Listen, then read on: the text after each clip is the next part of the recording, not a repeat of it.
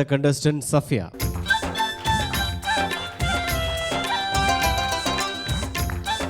സഹാവേ നമസ്കാരം.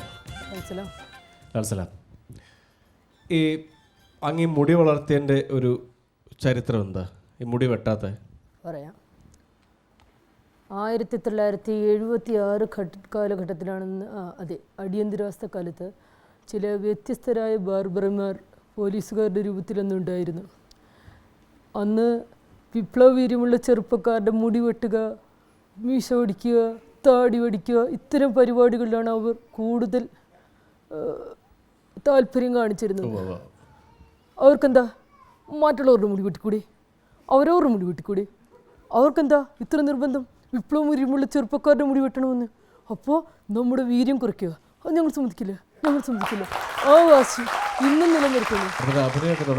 അഭിനയ ജീവിതം സാമാന്യ തിരക്കേടില്ല, അത്യാവശ്യം ഗ്ലാമറൊക്കെ ഉള്ളത് കൊണ്ട് പിടിച്ചു നിന്ന് പോകാമെന്നാണ് എൻ്റെ ഒരു. കാണുന്നവരൊക്കെ പീഡനമാണെന്ന് പറയുന്നുണ്ട്. ഈ അങ്ങയുടെ അഭിനയം കാണുന്ന ഒരു പീഡനമാണ്. അസൂയക്കാർ അങ്ങനെ പറഞ്ഞേക്കാം, പ്രതിപക്ഷം പറയുന്നതല്ലേ? അസൂയക്കാർക്ക് അങ്ങനെ പറയാമല്ലോ.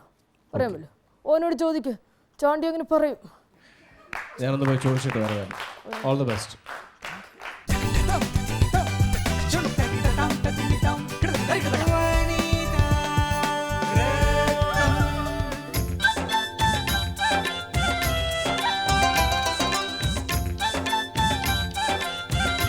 കഴിഞ്ഞ ദിവസം ഹർത്താൽ നിങ്ങളെല്ലാം കണ്ടിരുന്നല്ലോ. എത്ര നല്ല രീതിയിലാണ് നമ്മുടെ പ്രവർത്തകർ അതിനെ എത്ര വിജയകരമാക്കി. ജനങ്ങൾ എത്ര നന്നായി അതിനെ സ്വീകരിച്ചു. നോക്കൂ, നിങ്ങൾ ഏതെങ്കിലും ഒരു പാർട്ടിക്ക് ഇതുപോലെ ഒരു അച്ചടക്കപരമായി വരണം ഒരു ഹർത്താൽ നടത്താൻ ഇവിടെ കഴിഞ്ഞിട്ടുണ്ടോ? ഒന്നടങ്കം ജനം സ്വീകരിച്ച ഒരു ഹർത്താലായിരുന്നില്ലേ ഇത്? നോക്ക്, അവരോട് ചോദിക്കൂ, ഏതെങ്കിലും ഒരു പാർട്ടിക്ക് ഇതിനു മുമ്പ് ഇത്രയും വിജയകരമായൊരു ഹർത്താൽ ഇവിടെ നടത്താൻ കഴിഞ്ഞിട്ടുണ്ടോ? അതാണ് എൻ്റെ പാർട്ടിയുടെ ഗുണം, എൻ്റെ പാർട്ടിയുടെ അച്ചടക്ക നയം അതാണ്. ആ നയത്തിൽ നിന്നും കൊണ്ട് ഞങ്ങൾ മുമ്പോട്ട് പോകുന്നത് കൊണ്ടാണ് ഞങ്ങൾക്ക് നല്ല അടിസ്ഥാനപരമായ ഒരു ഭരണം ഇവിടെ കാഴ്ചവെക്കാൻ കഴിയുന്നത്. ലാൽ സലാം സഖാവേ, ഞാൻ സഖാവിനോട്, സഖാവ് ഇപ്പോൾ തിരുവനന്തപുരം മണ്ഡലത്തിനാണല്ലോ പ്രതിനിധീകരിക്കുന്നത്. ഒരു തിരുവനന്തപുരത്തുകാർക്ക് വേണ്ടി ഞാനൊരു ചോദ്യം ചോദിക്കട്ടെ. തിരുവനന്തപുരത്ത് ഇപ്പോൾ കുറച്ച് കാലമായിട്ട് ഞങ്ങൾ ഈ എറണാകുളത്ത് കിടക്കുന്ന ഹൈക്കോടതി ഇങ്ങോട്ട് കൊണ്ടുവരാൻ, സഖാവിൻ്റെ ഇലക്ഷൻ്റെ സമയത്തും ഇത് പറഞ്ഞിരുന്ന് കൊണ്ടുവരാൻ സാധിക്കും. വല്ലതും നടക്കുമോ സഖാവേ? മിസ്റ്റർ മുരളി, പറയും. വളരെ വളരെ നല്ല ഒരു ചോദ്യമാണ് നിങ്ങൾ ചോദിച്ചത്. ഒരു തിരുവനന്തപുരത്തിൻ്റെ MP എന്ന നിലക്ക് എന്നോട് നിങ്ങൾക്കിത് ചോദിക്കാം. എൻ്റെയും ആഗ്രഹം, എൻ്റെ പ്രിയപ്പെട്ട ഒരുപാട് വോട്ടേഴ്സുള്ള ഒരു സ്ഥലമാണ് തിരുവനന്തപുരം. അപ്പോൾ അവിടുത്തെ ആൾക്കാരുടെ അവകാശങ്ങൾ സംരക്ഷിക്കുക എന്നുള്ളത് എൻ്റെ ചുമതല കൂടി ആയതുകൊണ്ട് ഞാൻ അതിനെ പിന്താങ്ങുന്നു. എപ്പോഴും ഈ കേരളത്തിൻ്റെ ഒരു സാംസ്കാരിക തലത്തിൽ മാനുഷിക അവകാശങ്ങൾക്കും കൂടി കുറച്ചുകൂടി സ്ഥാനമുള്ളത് കൊണ്ട്, പ്രാധാന്യം നൽകുന്നത് കൊണ്ട് എൻ്റെ വോട്ടേഴ്സ് അവർ ഒരു തരത്തിലും പീഡനം അനുഭവിക്കരുതെന്ന് ആഗ്രഹിക്കുന്നതുകൊണ്ട് അവരുടെ നിയമാവകാശങ്ങൾ സംരക്ഷിക്കപ്പെടണം. അതിനുവേണ്ടി ഇവിടെ ഒരു ഹൈക്കോടതി ബെഞ്ച് സ്ഥാപിക്കണമെന്ന് തന്നെയാണ് ഞാൻ അഭിപ്രായപ്പെട്ടിരിക്കുന്നത്.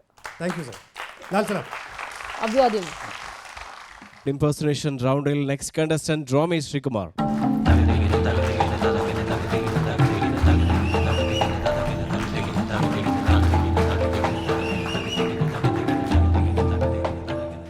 നമസ്കാരം. ഇത്രയൊക്കെയായിട്ട് സ്പീഡിനൊരു കുറവില്ലല്ലേ? എനിക്ക് വളരെ നല്ല ആരോഗ്യമാണുള്ളത്. എനിക്ക് അല്പം അസൂയുണ്ട്.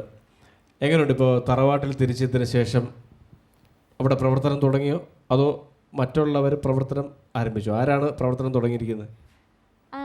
ഞാനെന്നും എൻ്റെ പാർട്ടിയോടൊപ്പം ആയിരിക്കും. ഒരു പാർട്ടിയിൽ നിന്ന് തുടങ്ങി അതേ പാർട്ടിയിൽ തിരിച്ചു വരാമെന്ന് കണ്ടുപിടിച്ചത് ഞാനല്ലേ? അതെ അതെ അതെ.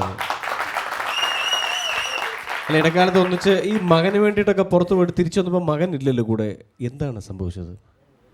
പട്ടിയുടെ പാല് 12 കൊല്ലം കുഴലിട്ടാലും നേരെയാവോ?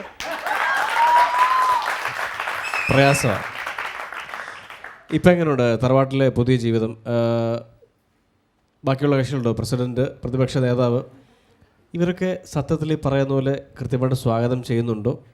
അതോ ലീഡർ പഴയ പ്രവർത്തനങ്ങളൊക്കെ തുടരുമോ? എന്താണ് ഒരു ഒരു യഥാർത്ഥ ആളുകൾക്കൊക്കെ ഇപ്പോഴും സംശയമാണ് എന്തായിരിക്കും കൃത്യമായ ആക്ടിവിറ്റീസ് എന്നുള്ളത്? എൻ്റെ മനസ്സ് ഒരു മാടപ്രാവിൻ്റെ ഹൃദയമാണ്. അതുകൊണ്ട് ഞാൻ എന്നും ഇതേപോലെ തന്നെ പെരുമാറും.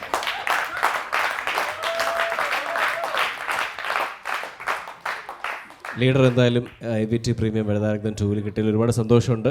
ഇവിടെ അമ്മമാരുടെ ഒരു പ്രോഗ്രാമാണ്, അപ്പോൾ അവിടെ വന്നതിൽ ഒത്തിരി സന്തോഷമുണ്ട്. എനിക്ക് സന്തോഷമുണ്ട്. Thank you. Thank you.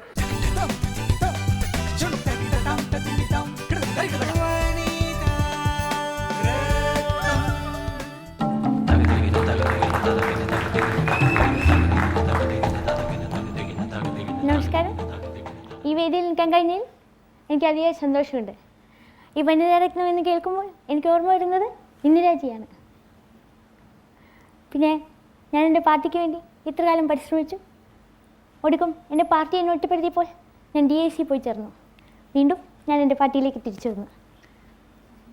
പിന്നെ അസൂയയും കുശുമ്പുമുള്ള ഇത്രയും സ്ത്രീകളെ ഒന്നിച്ചു കൊണ്ടുവരാൻ നിങ്ങൾക്ക് കഴിഞ്ഞല്ലോ, അത് തന്നെ വലിയ കാര്യം.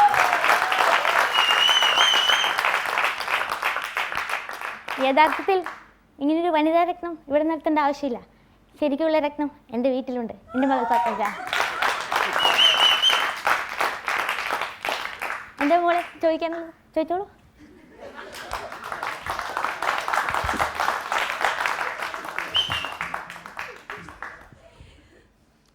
നമസ്കാരം സർ. നമസ്കാരം. എന്നെ ലീഡർ എന്ന് വിളിച്ചാൽ എനിക്ക് കൂടുതൽ സന്തോഷമാണ്. സന്തോഷം. ലീഡറെ, പറയൂ. ലീഡറിന് വനിതാരത്നം ഇഷ്ടമാണോ? എനിക്ക് ഇന്ദിരാജിയും പിന്നെ എൻ്റെ ഭാര്യ കല്യാണിക്കുട്ടിയമ്മയും പിന്നെ എൻ്റെ മകൾ പത്മജയും വളരെ ഇഷ്ടമാണ്. അവരെയാണ് ഞാൻ വനിതാരത്നമായിട്ട് കണ്ടിരിക്കുന്നത്. അതെ,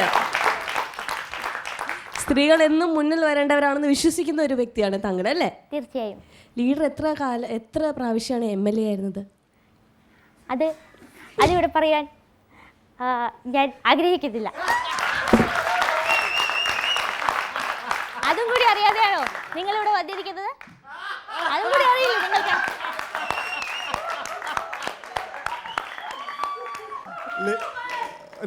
ലീഡർ ഒരു ചോദ്യം ചോദിക്കും മോനെ മുരളി. ഇങ്ങനെ എന്നോട് ഒരു പ്രത്യേക സ്നേഹമില്ല ആ പേരുള്ളതുകൊണ്ട്. ആ പേരുള്ളതുകൊണ്ട് മാത്രമാണ് മോനോട് എനിക്കൊരു ദേഷ്യം.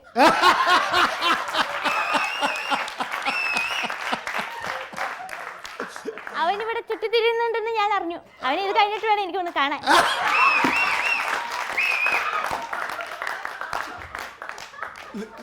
ലീഡർ ഈ ഭൂമി ഉരുണ്ടാണെന്ന് തെളിച്ചു. ലീഡർ തിരിച്ച് ഇങ്ങോട്ട് തന്നെ വന്നു. ഇനിയിപ്പോൾ തിരിച്ച് അങ്ങോട്ട് തന്നെ പോവോ? ഇല്ല, ഞാൻ എൻ്റെ പാർട്ടിയിൽ തന്നെയായിരിക്കും. സംഭവമി യുഗേ യുഗേ. ലീഡറെ കാണാൻ ഇവിടെ ഒരാൾ വന്നിട്ടുണ്ട്. ലീഡർ ആരാണത്? ഞാൻ അങ്ങോട്ട് വിടാം. എൻ്റെ മകൻ മുരളിയോ? ഈ വനിതാരത്ന വേദി ഞങ്ങളുടെ ഒന്നായ്മയ്ക്ക് വേദിയാവുകയാണെങ്കിൽ ഞങ്ങൾക്കത് സന്തോഷമുണ്ട്.